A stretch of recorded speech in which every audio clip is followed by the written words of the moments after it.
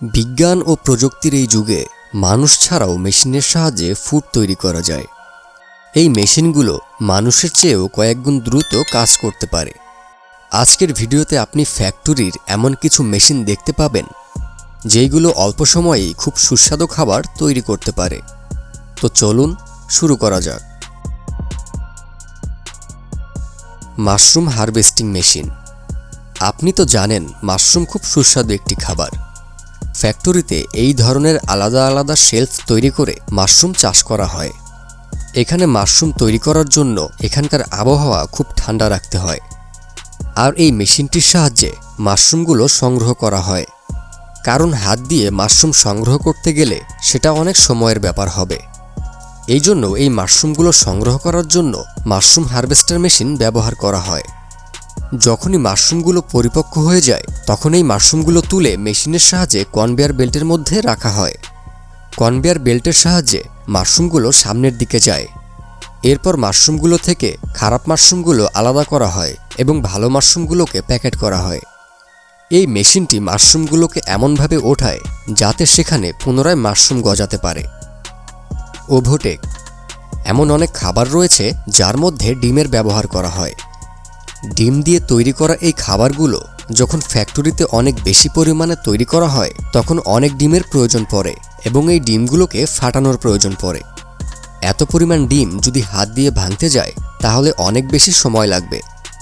অধিক সংখ্যক ডিম ভাঙার জন্য আধুনিক এই মেশিন তৈরি করা হয়েছে। এই মেশিনটি ডিমের দুই পাশে খুব শক্ত করে ধরে এবং নিচ থেকে একটি ব্লেডের মতো বস্তু উঠে আসে যেটি ডিমটিকে দুই ভাগ করে ফেলে। ডিমের ভেতরে থাকা তরল সামনের দিকে এগিয়ে যায় এবং এই মেশিন এমনভাবে ডিজাইন করা হয়েছে যার সাহায্যে ডিমের ভেতরে সাদা অংশ এবং ডিমের কুসুম আলাদা হয়ে যায় যাতে প্রয়োজন অনুসারে ব্যবহার করা যায়। Beacon cake decorator. কেক বানাতে অনেক সময় লাগে এবং কেক বানানোর সময় খুব সতর্কতা অবলম্বন করতে হয়। এই কাজগুলো সহজ করার জন্য এই আধুনিক মেশিনটি ব্যবহার করা হয়। যেখানে মানুষকে কেক বানাতে হলে ঘন্টার পর ঘন্টা সময় লাগে, সেখানে সূক্ষ্মভাবে এই মেশিনটি খুব অল্প সময়েই কেক তৈরি করতে পারে। এই মেশিন ব্যবহার করলেও একজন মানুষের প্রয়োজন পড়ে এবং এই লোকটি ক্রিমের লেয়ারের উপরে কেকের লেয়ারগুলো একের পর এক রেখে দেয়। সবগুলো লেয়ার রাখার পর এই মেশিনের সাহায্যে কেকের বাইরের সাইডে ক্রিম লাগানো হয়। এরপর মেশিনের অন্য একটি অংশের সাহায্যে কেকের উপর ভিন্ন ভিন্ন সুন্দর ডিজাইন করা হয়। Ice cream making.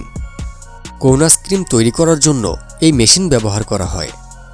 এজন্য এই মেশিনের এক প্রান্তে অনবরত কোণের তরলগুলো দেয়া হয়। এভাবে মেশিনের আরেকটি অংশ এই তরলকে চাপ প্রয়োগ করে খুব সুন্দরভাবেই পাতলা শীট তৈরি করে। এরপর এই শীটগুলোকে অন্য একটি মেশিনে দেয়া হয় যেখানে এই লম্বা শীটগুলো গোল কোণের আকার পায়। এরপর ঘূর্ণায়মান এই মেশিনটিতে এই কোণগুলোকে কিছুক্ষণ রাখা হয়। যখনই কোণগুলো পরিপূর্ণ শক্ত হয়ে যায় তখন এগুলোকে বের করা হয়। এরপরে কোণগুলোকে একটি মেশিনে দেয়া হয় যেখানে এর মধ্যে আইসক্রিম দেয়া হয়। এই মেশিন আইসক্রিমকে খুব দ্রুত কোণের মধ্যে রাখে। অন্য একটি মেশিন এই পরিপূর্ণ আইসক্রিমগুলোকে উঠিয়ে কনভেয়ার বেল্টের মধ্যে রাখে।